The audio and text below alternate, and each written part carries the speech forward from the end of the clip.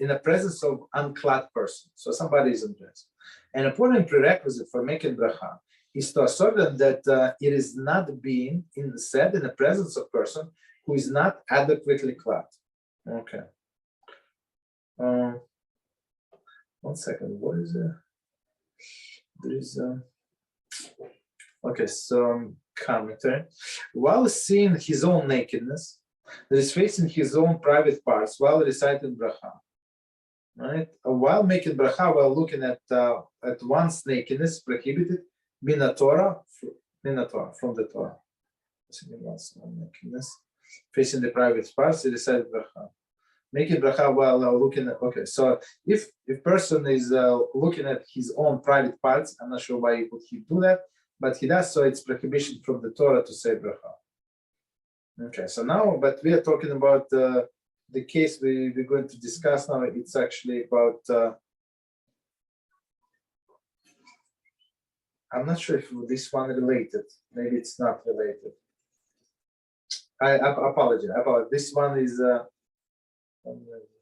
okay, I apologize. Sorry for confusion. It was a wrong count. Okay, so one more time from the beginning. An important prerequisite for making bracha is to ascertain that it is not being said in the presence of a person who is not inadequately clad. So, person next to whom you are saying bracha should be dressed.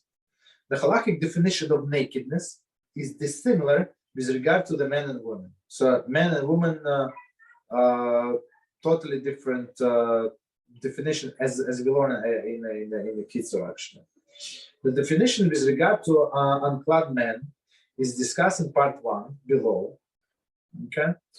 The definition with regard to unclad woman discussed in part B. So of course it's a big story. Okay. So it says the poskim enumerate 5 types of cases delineated in a footnote below, whereby one is prohibited from making bracha due to the nakedness.